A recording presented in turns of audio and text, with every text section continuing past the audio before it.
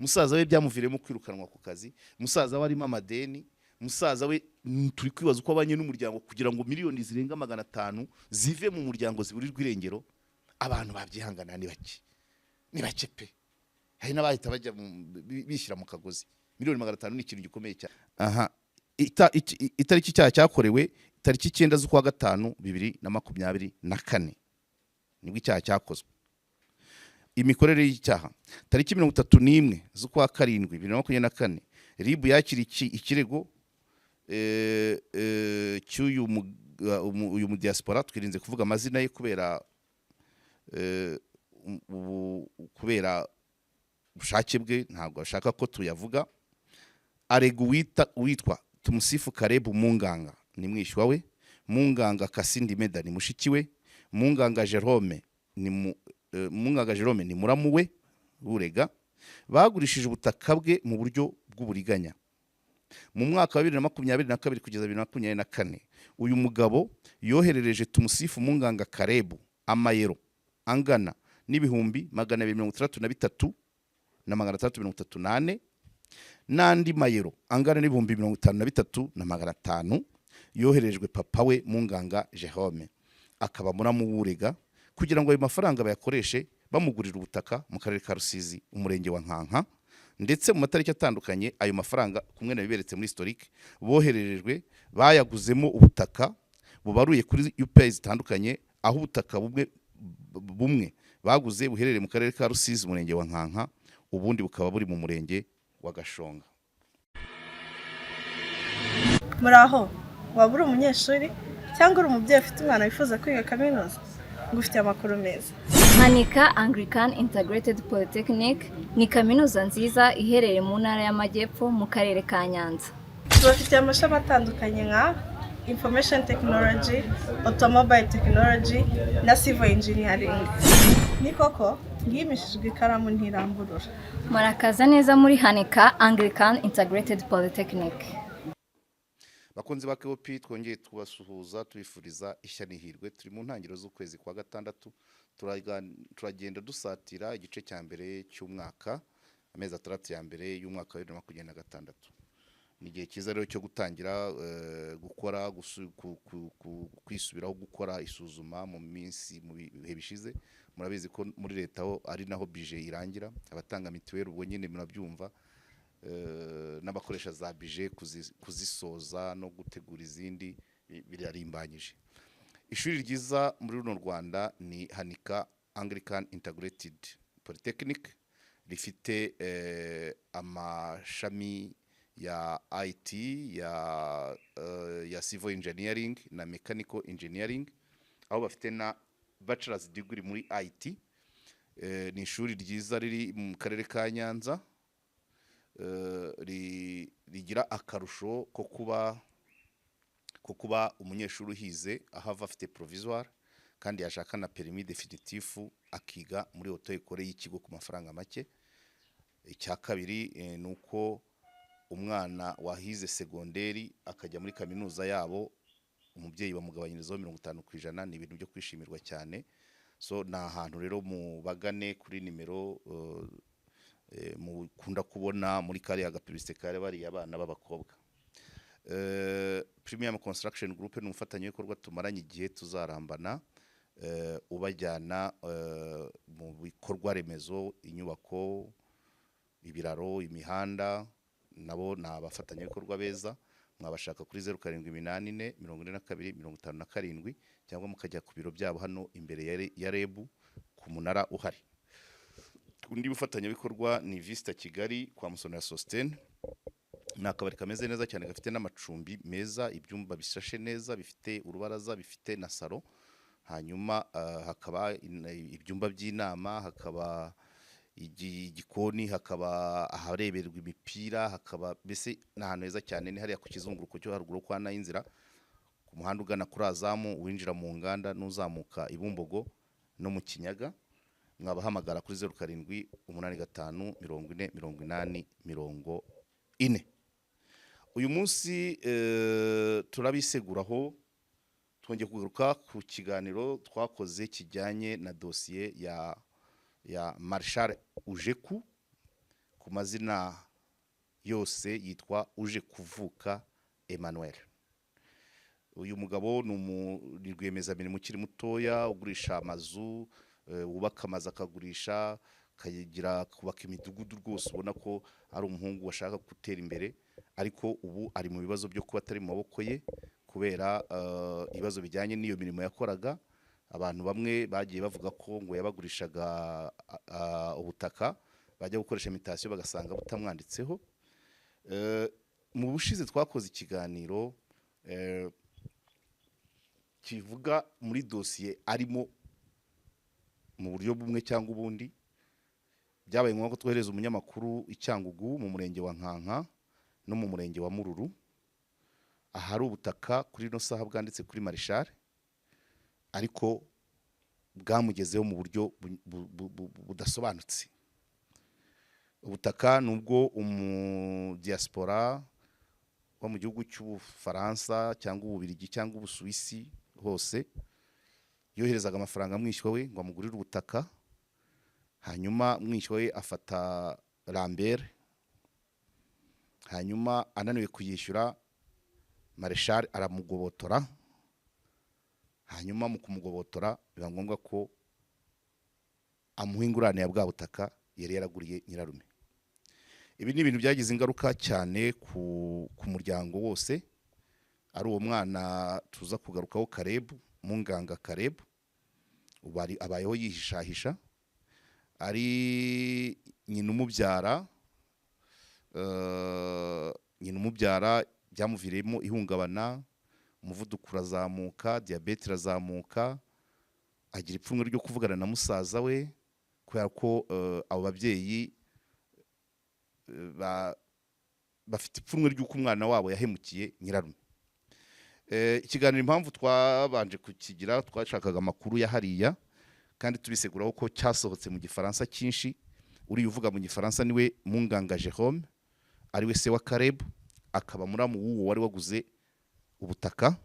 Hano turifashisha idosiye yagiye mu rukiko, twifashishe historique y'amafaranga yagiye aza, hanyuma birangira wa muntu ubwo Munganga umubyeyi wa Caleb tugiye muri uru ntago twahamusanze kuko ko batubwiye ko yagiye kwivuza ibibazo bifitanye isano n'ubwo buhemu umwana we yakoreye nyirarume, yakoreye musaza we.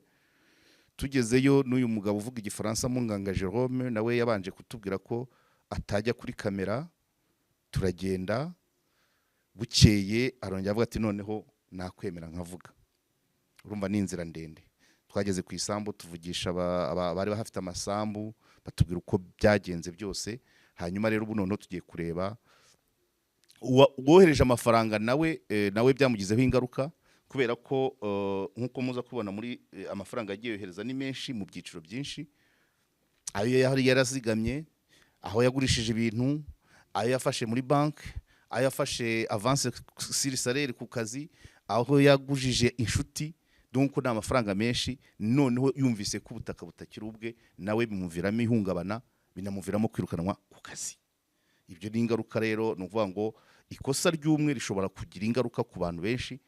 Amakosa ya Caleb yagize ingaruka kuri nyina, ajyana ingaruka kuri nyirarume watakaje amafaranga, agatakaza akazi. Ubwo ntisingiye mu kuvuga ngo mu muryango ahagaze ate, umugore amubwira ngo iki, abana bamubwira ngo iki, kumva ko miliyoni zigera muri 560 ziburiwe irengero.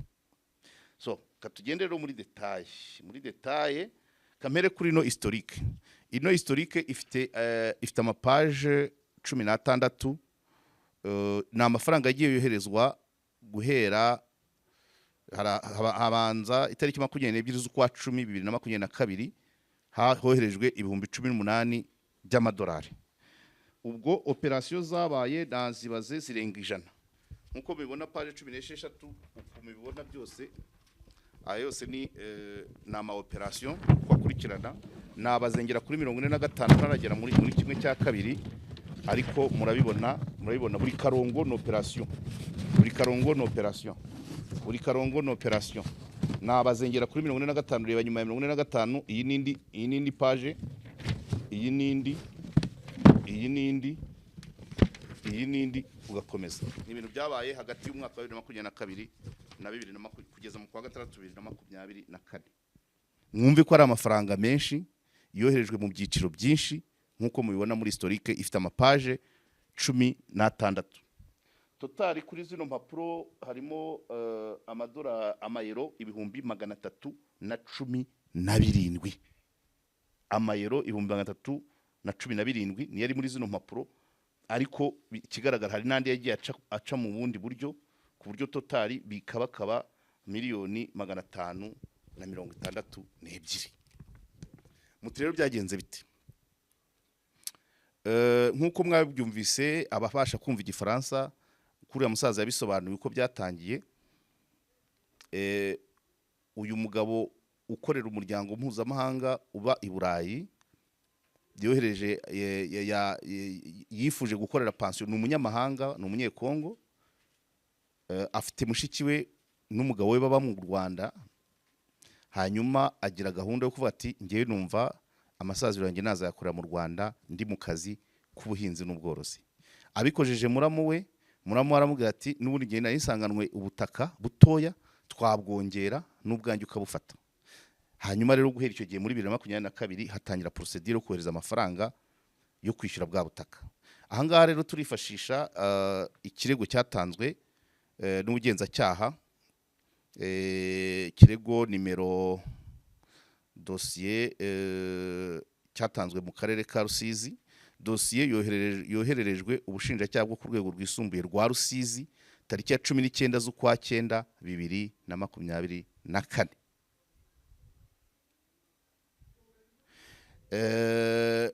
Umugenzacyaha Faustin Mugwaneza agira ati urwego rw'ubugenzacyaha dushingiye ku ngingo ya 9 n'iya 10 z'itegeko rishyiraho urwego rw'ubugenzacyaha bati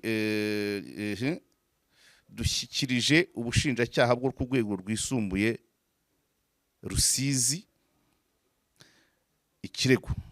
Abaregwa urega nuriya uba mu Bufaransa. Abaregwa ni abantu batandatu. Muri abo batandatu rero Marshal Ujeku niwe nimero ya 6. Uwa mbere uregwa ni Munganga Karebu, Munganga Tumusifu Karebu, ni mwishywa w'uregwa, ni mwishywa w'urega. Munganga Murowa Jerome ni se w'uregwa. Munganga Kasindi Meda ni nyina w'urega, ni mushiki w'urega.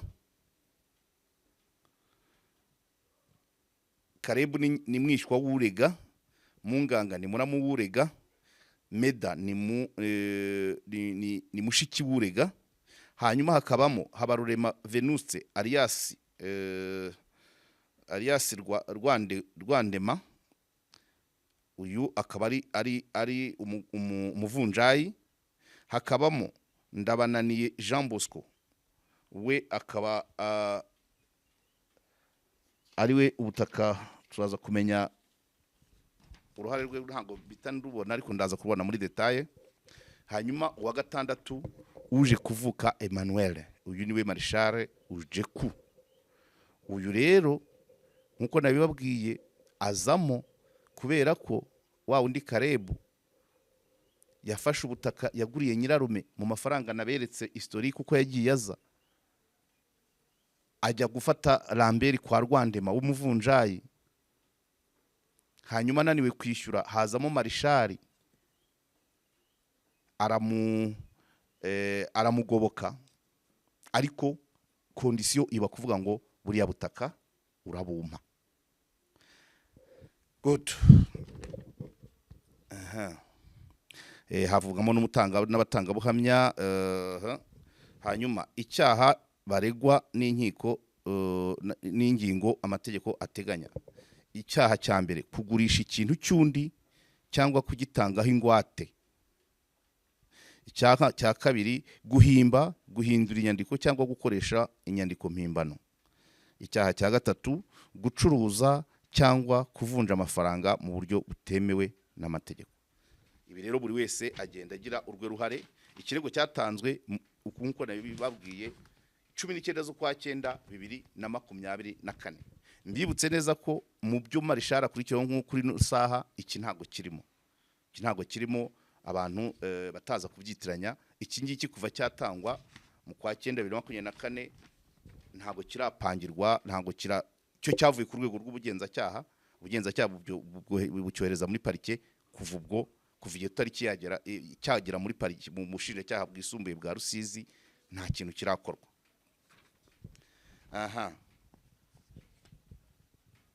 Imikorere y'icyaha. Itariki icyaha cyakorewe tariki 9 z'ukwa 5 2024 nibwo icyaha cyakozwe. Imikorere y'icyaha. Tariki 31 z'ukwa 7 2024 RIB yakira ikirego cy'uyu mu diaspora, twirinze kuvuga amazina ye kubera ubushake bwe, ntabwo ashaka ko tuyavuga. Arega witwa Tumusifu Caleb Munganga ni mwishywa we, Munganga Kasindi Meda ni mushiki we, Munganga Jerome ni muramu we urega. Bagurishije ubutaka bwe mu buryo bw'uburiganya. Mu mwaka wa 2022 kugeza 2024 uyu mugabo yoherereje Tumusifu Munganga Caleb amayero angana n'ibihumbi 233 na 338 n'andi mayero angana n'ibihumbi 53 na 500 yoherejwe papa we Munganga Jerome, akaba muramu w'urega, kugira ngo ayo mafaranga bayakoreshe bamugurira ubutaka mu karere ka Rusizi, umurenge wa Nkanka. Ndetse mu matariki atandukanye ayo mafaranga kumwe na biberetse muri historique bohererejwe bayaguzemo ubutaka bubaruye kuri UPI zitandukanye, aho ubutaka bumwe baguze buherereye mu karere ka Rusizi umurenge wa Nkanka, ubundi bukaba buri mu murenge wa Gashonga.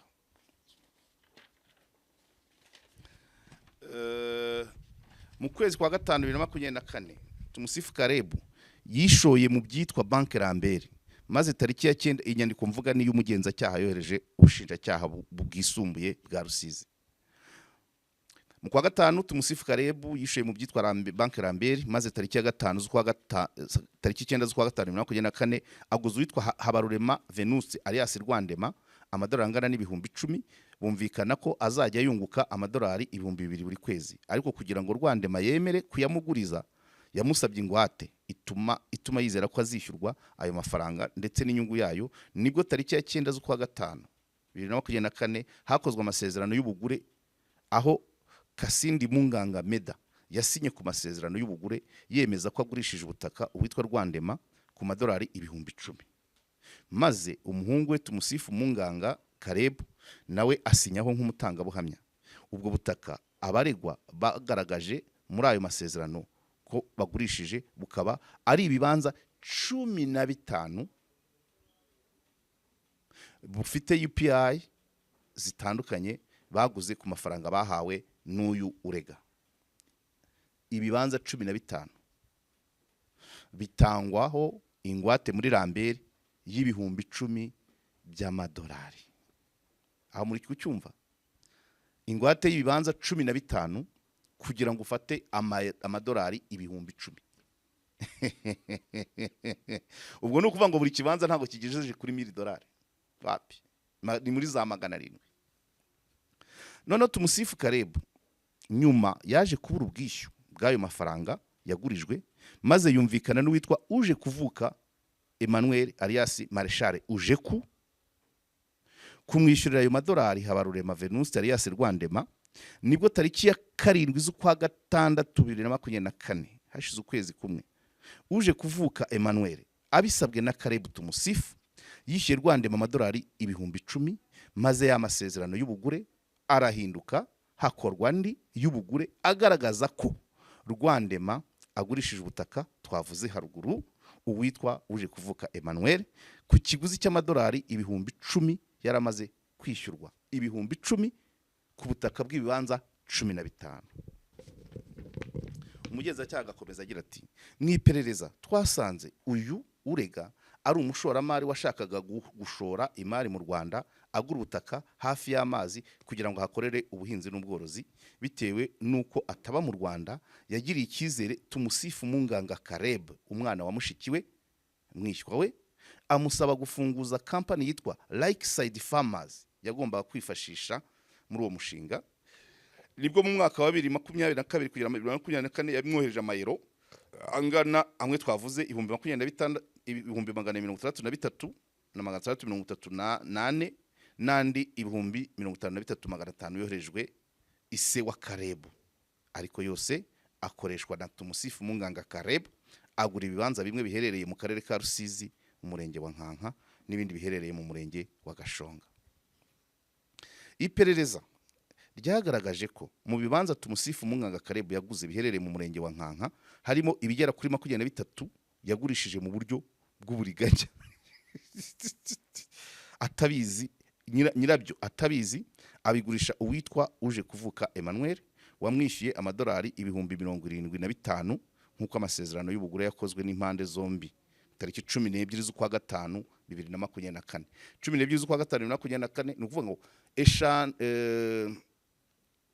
9 z'ukwa gatanu Karebu yagiye gufata rambere y'ibihumbi 10 kwa Rwandema.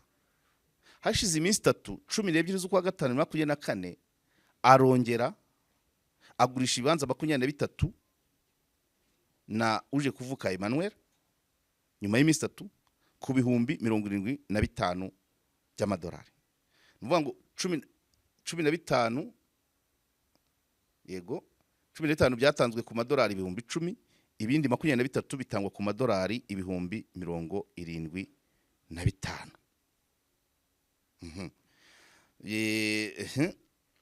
Karebu amaze kwakira ayo mafaranga yashishikarije abaturage yari yaraguze nabo ubwo butaka gukorera mitasiyo uje kuvuka Emmanuel, ndetse mitasiyo irakorwa uyu munsi. Ubwo butaka bukaba bubaruye kuri company ya uje kuvuka Emmanuel yitwa Marshall Rio Estate.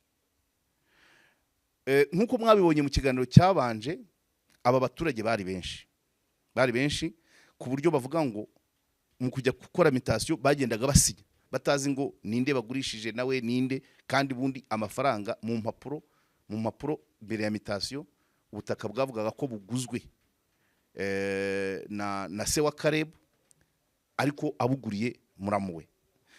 Hanyuma rero murabona donc niba mubyumva neza, mu minsi 3 gusa uyu Karebu yari amaze gufata ibihumbi 10 kongeraho 75 ubwo ni 85 by'amadolari yafashe mu minsi 3. Mwibazwa Tumusifu Karebu yemeye ko yagurishije ubutaka butari ubwe, abugurisha uje kuvuka Emmanuel yamwishyuye amadolari 75, hiyongeraho nandi madolari 10,000 yamwishyuriye ideni yarimo Venuste alias Rwandema. Ariko akomeza asobanura ko nubwo hakozwe amasezerano yemeza ko agurishije ubutaka uje kuvuka Emmanuel mu by'ukuri atari ubugure, ahubwo ayo ari amafaranga yaragurijwe na uje kuvuka Emmanuel yagombaga kumwishyura, hiyongeyeho inyungu bari bumvikanye, ariko ibyo akaba atabigaragariza ibimenyetso. Bivuze ngo byagezaho Karebu yihakana ubugure, avuga ko yaragurijwe, ko yagurijwe amafaranga amadolari 75,000, asanga bya bindi 10 yamwishyuriye kwa Rwandema. Uyu Karebu ubwo ni kuvuga ngo twamwitikisi ni nk'indiririze, kuko ibihumbi 85 bikaburirwa irengero ni ikibazo, nacyo ni ikindi kibazo, ntabyishyure. Nanone Tumusifu Karebu akomeza asobanura ko yiteguye kwishyura cyangwa gusubiza amafaranga uje kuvuka Emmanuel yamuhaye, maze ibintu bigasubira uko byari bimeze mbere, ubutaka bugasubira mu maboko ya nyirabwo ariwe nyirarume wa Karebu. Gusa Tumusifu Karebu ntabasha kugaragaza irengero ry'amafaranga yemera ko yakiye n'uburyo ateganya kuyasubiza cyangwa kuyishyura uwayamuhaye. Ntagaragaza aho icyo ayo mafaranga yakoresheje, ntagaragaza aho azakura andi. Ahangaha ni hahandi nubwo urukiko rukurikirana ikirego rwaregewe, ariko hari n'irindi perereza ryakabaye riba, ni gute ibihumbi 85 biburirwa irengero by'amadolari ni miliyoni zirenga 100, hakabura trace zayo. aha niho abantu bagomba gukurikira, ese koko yarayabonye cyangwa ntayo yabonye? Niba yarabonye yajyanye hehe? Wayabyinira agashira? Ese yaguze yashoye mu bucuruzi bwambukiranya imipaka wenda baramwambura? Ese yaguze ibirombe muri Kongo? Ese yaguze amato mu nyanja y'Abahinde? Ese ibyo byose byo niko byahita bihomba hakabura n'igice? Abantu bagiye bagerageza izi ni metero nyine, kuko idosiye ntiragera no mu rukiko, kandi niyo yagera mu rukiko kuba umuntu yabura irengero ry'amafaranga ry'amadolari 85,000, so n'est pas normal. Miliyoni 100 gutya tu 5 wabitakaza, 100,000 birashoboka wabinywera, wasinda ugasengera nabo utazi, birashoboka, ariko 85 by'amadolari.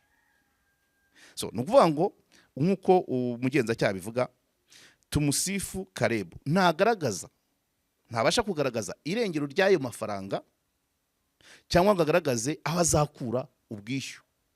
Nukuvuga ngo kimwe muri ibi gishoboka nukuba amafaranga atarayabonye, cyangwa se yarayashoye hatazwi, ariko gushora ahantu miliyoni zirenga 100 zose zigahomba ntibishoboka. Utaramuyemo na 30 cyangwa 40 muri logique, ubwo nagiye muri logique mu ihangane, kandi nayo aba ari ngombwa. Mwibazwa rya uje kuvuka Emmanuel alias Marshal Ujeku yemera ko nyuma yo kumenya ko yaguze ubutaka twavuze haruguru n'utari nyirabwo, yiteguye kubusubiza, ariko akabusubiza nyuma yuko Tumusifu Munganga Caleb nawe amusubije amadolari yamwishyuye yose hamwe angana n'ibihumbi 95, amadolari 95,000.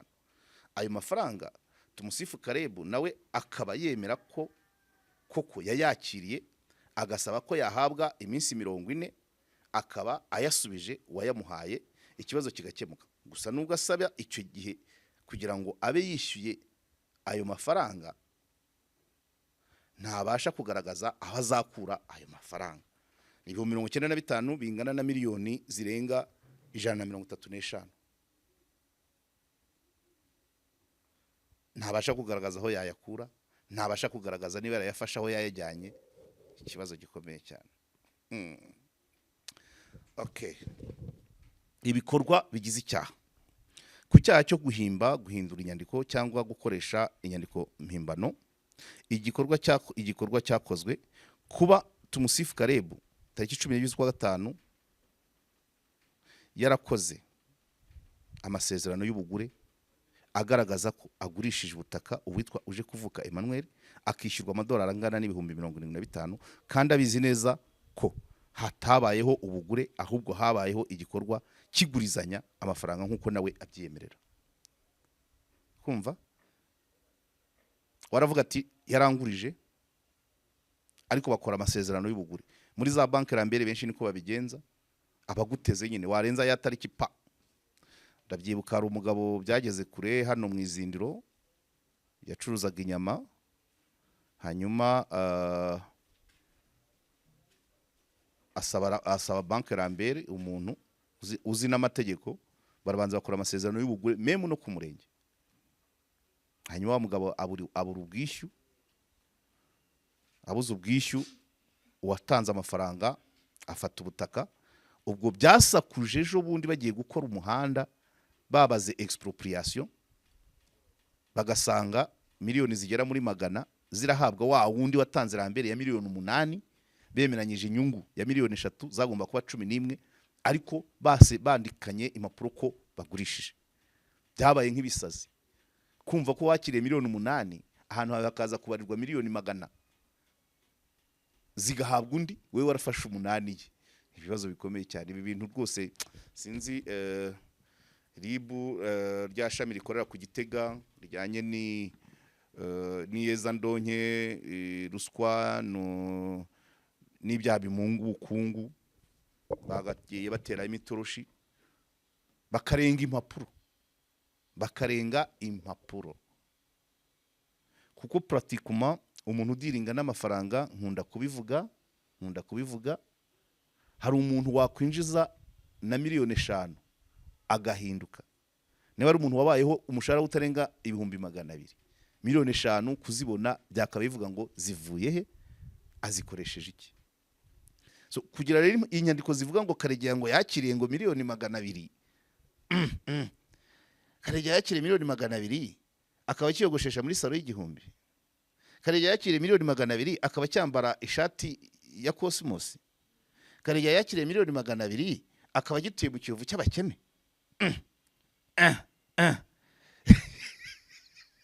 hari ibintu ugeraho ukareba ngo dore impapuro, ariko se pratique umuntu yakiriye 95,000 by'amadolari ntahindura ipantaro, aracyaba muri geto, ntahindura ishuri ry'umwana, nta nkaguzi, nta kibanza.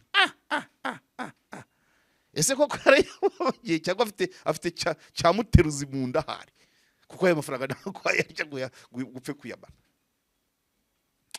ngayo nguko.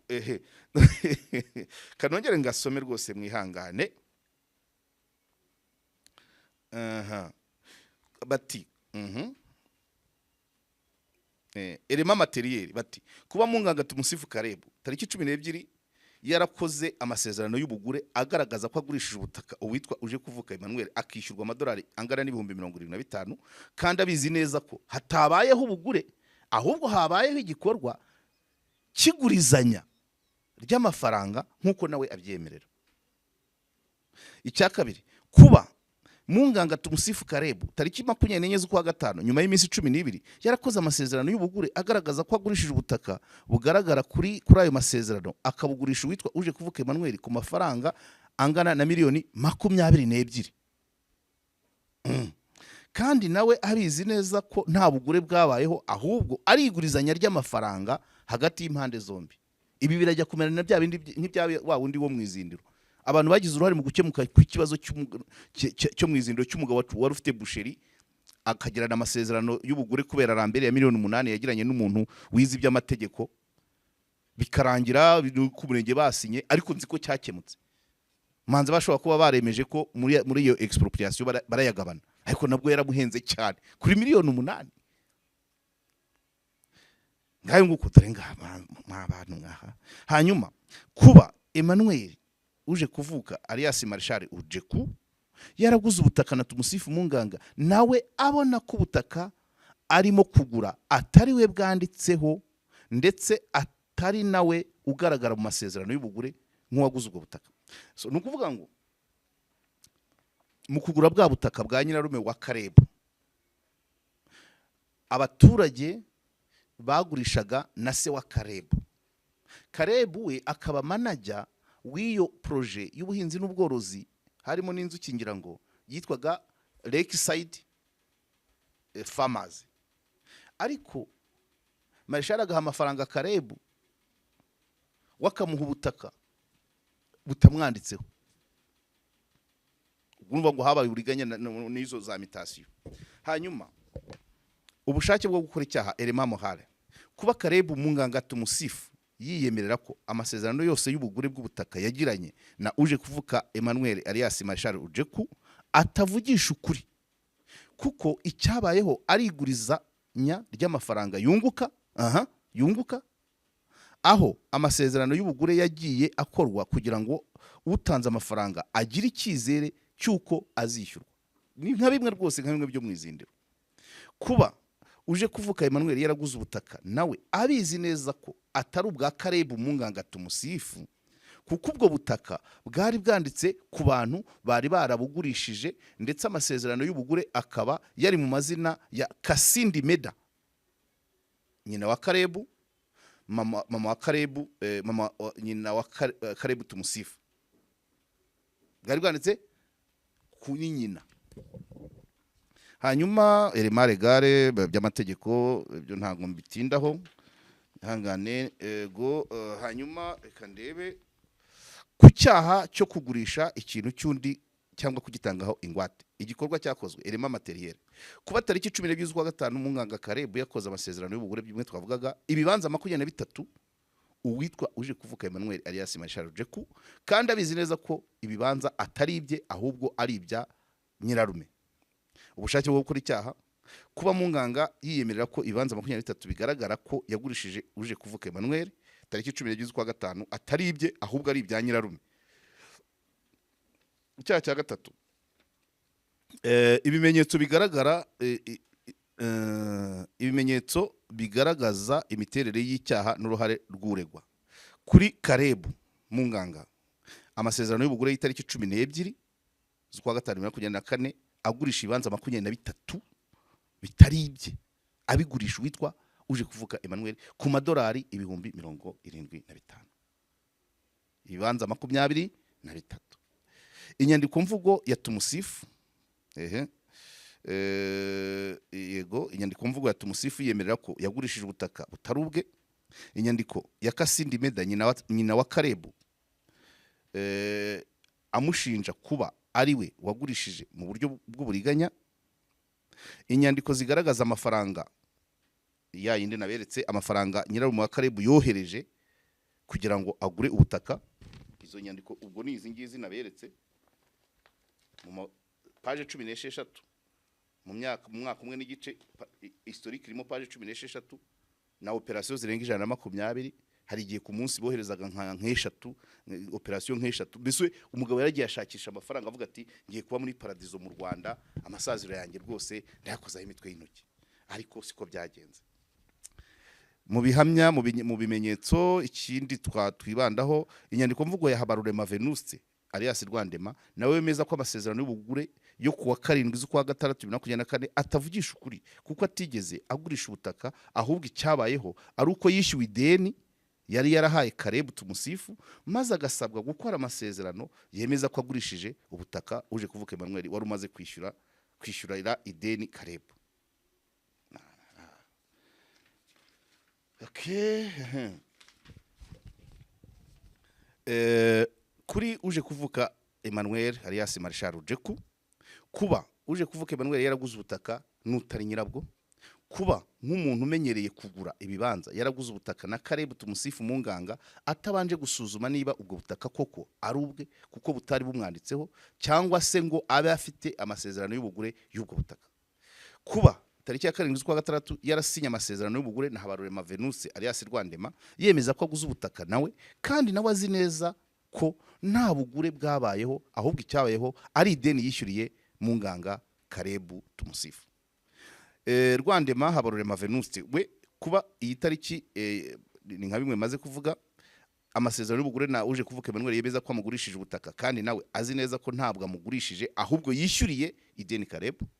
Kuba tariki ya 9 z'ukwa gatanu 2024 yarasinya amasezerano y'ubugure kandi ubugure na Kasindi Munganga Meda yemeza ko baguze ubutaka, kandi abizi neza ko nta butaka aguze ahubwo ari garanti yuko azishyuragwa ideni ry'amadolari 10,000 agurije Munganga Tumusifu. Kuri Munganga Jerome ise wa Tumusifu na Munganga Meda, aba bombi n'ababyeyi ba Munganga Tumusifu, iperereza ryagaragaje ko nta ruhare rufatika bagize mu manyanga yakozwe, ahubwo icyabayeho nuko umwana wabo nabo yabahemukiye, aho byagaragaye ko ayo manyanga yose yakozwe n'umwana wabo batabizi, ndetse Tumusifu Karebu Munganga nawe akaba yiyemerera ko uburiganya bwose bwakozwe ababyeyi be nta ruhare babigizemo, ndetse akaba yiteguye gusubiza amafaranga yahawe na uje kuvuka Emmanuel, maze ubutaka yagurishije bugasubira mu maboko ya nyirabwo. Umwanzuro w'umugenzacyaha ni muremure ariko usomera. Yego, okay, reka ngusome niwe wa nyuma. Umwanzuro w'umugenzacyaha, iperereza ryakozwe ryagaragaje ko Tumusifu Munganga Karebu yaragiye gufungwa kubera umuntu yari yarahaye sheke itazigamiye bituma ashaka uburyo yabona amafaranga yo kwishyura uwo yahaye sheke. Nibwo abifashijwemo n'uwitwa Uwimana Jean Damascene, wa wundi nabuze uruhare rwe, alias Gapure, yamuhuje na Rwandema wemeye kumuguriza amadolari 10,000 yagombaga kunguka 2,000 buri kwezi, maze amukorera amasezerano y'ubugure bw'ubutaka nk'ingwate. Ariko kubera ko amasezerano y'ubugure bw'ubwo butaka bwarimo gutangwamo ingwate bwari bwanditseho bwaguzwe na mama wa Karebu witwa Kasindi Meda, akaba ari muri urwo rwego ari we wasinye nk'ugurishije ubutaka, ariko nanone mu gihe yasinyaga ayo masezerano umuhungu we yari yamubeshye ko atari amasezerano y'ubugure arimo gusinya, ahubwo ari inyandiko yo kumwishingira kugira ngo agurizwe amafaranga yo kwishyura abamurega adafungwa, maze abikora nk'urimo kurwana ku mwana we. Nguko uko Kasindi Meda yinjiye mu cyaha, ariko nabivuga yagiye n'izampuwe z'umubyeyi ku mwana, ati umwana wanjye batamufunga, yemera kumutiza bwa butaka bwa musaza we, hanyuma bwandikwaho ko buguzwe na Rwandema. Banamufatiranye aka kantu karakomeye cyane. Uyu muryango nabagiye Kongo baba mu Rwanda ariko bahamaze igihe, niyo mpamvu mwabonye uyu mugabo Munganga Jerome yakoze interview mu Gifaransa gusa, n'umugore we rero Munganga Kasindi Meda bamufatiranye mu mwanzuro w'ubugenzacyaha, aravuga ati bamufatiranye ko ayo masezerano yari ateguye mu Kinyarwanda kandi atakizi, dore ko ari umukongomani avuga Igiswahili ndetse n'Igifaransa gusa. Murumva? Nyuma y'uko Munganga Caleb ananiwe kwishyura umwenda yahawe na Rwandema, nibwo yashatse umwishyurira iryo deni, ari we uje kuvuka Emmanuel, arayamwishyurira, hahindurwa amasezerano, maze Rwandema abisabwe na Caleb asinya amasezerano yemeza ko agurishije ubutaka uje kuvuka Emmanuel. Nibwo nyuma yaho Caleb yahise ava Rusizi yimukira i Kigali, ababyeyi batabizi, ndetse akuraho telefone, aba ariho akomereza uburiganya bwo kugurisha ubutaka butari ubwe bwaguzwe ku mafaranga ya nyirarume. Uyu munsi tumusifu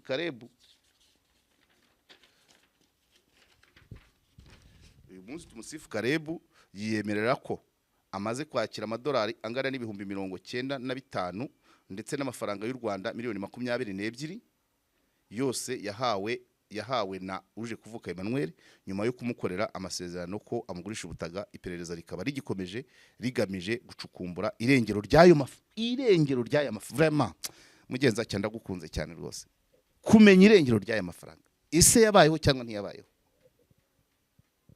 kuko irengero ribuze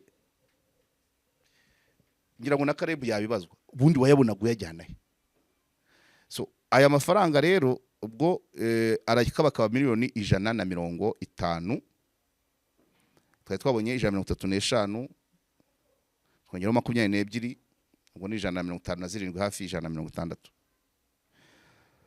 So ariko twari twabonye amadolari amayero ibihumbi 317, yes, ibihumbi 95 bingana ibihumbi 95 by'amadolari bingana n'ibihumbi na miliyoni 142 na miliyoni 142 n'ibihumbi 500 mu Manyarwanda.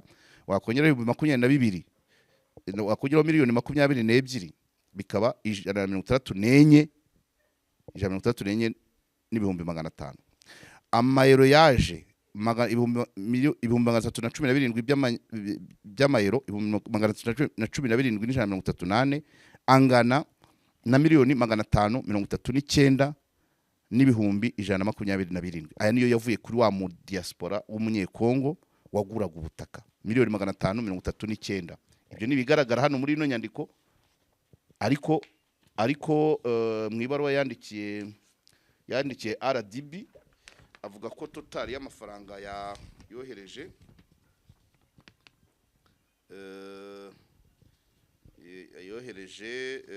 reka ndebe ati: d'après des marchés des rapports que j'ai reçus, nous avons acheté 6 hectares de terrain en Nkanka au bord du lac et j'ai payé 140 000. Donc yabanje kohereza ibihumbi 140 by'amadolari, yongera kohereza 45,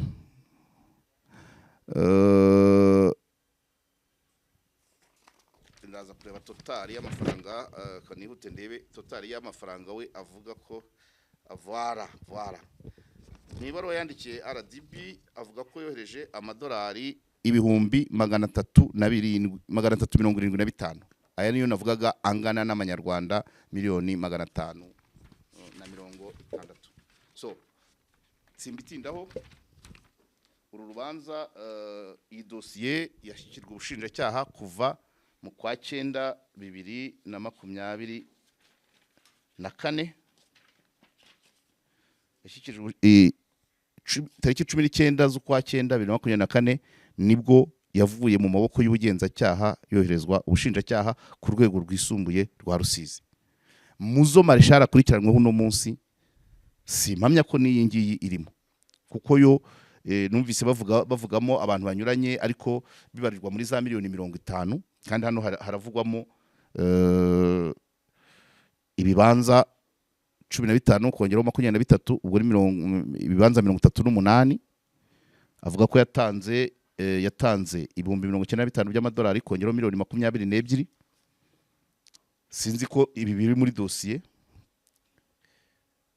iri mu nzego, ariko bitabaye birimo mwumve ko nanone ubu iyi dosiye irabura amezi 3 ngo yuzuze imyaka 2 mu bushinjacyaha bwisumbuye bwa Rusizi. Ibi tuba tubivuga kugira ngo abasoma hanze y'inyandiko hari ukundi kuri, hanze y'inkiko hari ibindi abantu babona, hanze y'ibyitwa amategeko hari indi logique gukurura kwibaza byinshi, kandi yanyurwamo hakamenyekana ukuri. Kuko muri bino bintu biracyagoye, ariko abashinzwe iperereza bashobora kubikora mu bushobozi bafite, mu bubasha no mu bumenyi, ubushobozi, ubumenyi n'ububasha, bakamenya ese koko Karebu yafashe amafaranga angana kuriya. Umuntu wafashe amafaranga angana kuriya arabundabunda, cyangwa se bigashoboka ko yaba mbere yari yaragiye arya amadeni menshi, kuko biravuga ko agenda afata ngo yishyure, kandi na Marshal niko bivugwa.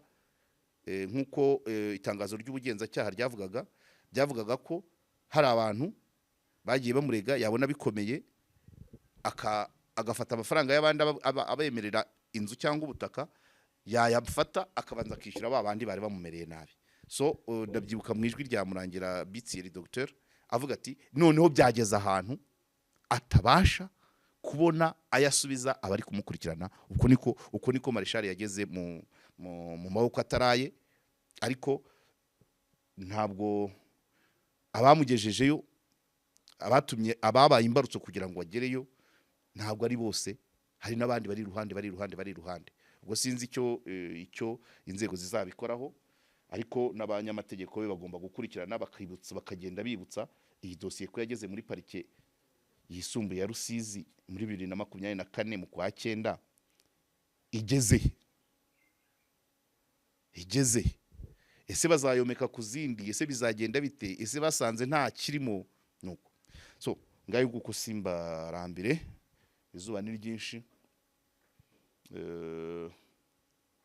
ibindi tuzakurikirana uko bizaba bimeze nibigera aho Marshal yagera mu rukiko, aho aburana tuzumva ibyo aburana, urukiko hazaza n'abandi batari mu bareze nabo tuzabimenya. Ngayo nguko muri make nuko ni nk'inyongera kuri no dosiye ya Rusizi. Ibintu byasaga n'ibyacecetse, ariko abantu batangiye kuduhamagara bamaze kumva ngo yatawe muri yombi. Ubwo wenda intention yari yo kuvuga ngo ese ni bya Rusizi murabyibuka, ese. So ngayo nguko rero mwakoze cyane bakunzi ba KO Petro, bakunda cyane kandi twishimira uko tubanye. Impano za anniversaire turacyazakira, nejo hari umuntu wayinyoherereje, ntabwo muzi, n'abantu nyine ni inshuti za hano, ariko tubanye kimuntu, nta muntu waba ari inguba hano. Murambe babwira ko hari abantu nyabantu, niyo mpamvu benshi mu gihe cya anniversaire yanjye ku cyumweru na nyuma yaho abantu bagiye bagerageza uburyo bwinshi bwo kunyereka ko turi kumwe, ari kuri social media, ari ku kanyenyeri, ari n'utundi tuntu twinshi, ibindi bintu binyuranye. Mwese ndabashimira abanyoherereje akantu mu buryo bufatika no mu buryo busomeka kuri telefone. Mwese ndabashimira cyane, byanyeretse ko muri umuryango mwiza, kandi nanjye icyo nzakora nuko nzahora mbashakira ibiganiro byabafasha gutera imbere mu myumvire cyangwa mu mitekerereze, rimwe na rimwe ntagamije kuvuga ngo barareba ntagamije bya bindi bita ngo views ni ikindi.